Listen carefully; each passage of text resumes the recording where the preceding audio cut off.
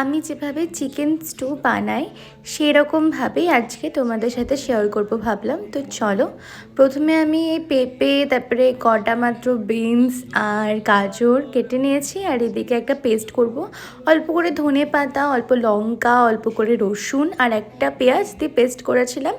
আর আদা দিয়েছিলাম অল্প করে।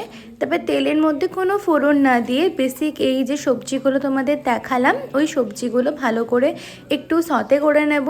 খুব একটা বেশি তেল দিইনি, কারণ কি বলো তো, এটা একটু হেলদিভাবেই করতে চাইছিলাম। তারপরে চিকেনগুলো দিয়ে দিয়েছি, কটা ছোট পিস আর দুটো লেগ পিস দিয়েছিলাম। লেগ পিস না দিলে এই চিকেন স্টুটা মানে একদম ইনকমপ্লিট বলতে গেলে। তারপরে এটাগুলোকে ভালো করে ভেজে নিয়েছিলাম। দেন ওই পেস্টটা ভালোভাবে মিক্সড করে নিয়েছিলাম এগুলোর সাথে। এই জিনিসটা না, মানে এই যে স্টুটা আমি বানাই, এটা এরকমভাবে এত সিম্পলই ভালো লাগে।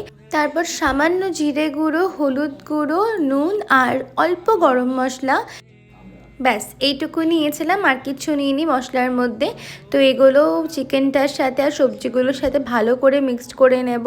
তারপরে ভালো করে মিক্স করে কষিয়ে নেওয়ার পরে জল দেব, যতটা তোমরা এটার জল খেতে চাও, মানে লিকুইড জিনিসটা খেতে চাও, কারণ এর লিকুইড জিনিসটাই মেন, মানে এই ঝোল ঝোল যেটা হয় স্টুটা, এইটাই মেন। এটার টেস্টই মানে কোনো তুলনা হবে না। এই শীতের রাতে গরম গরম স্টু খেতে না সেরা লাগে।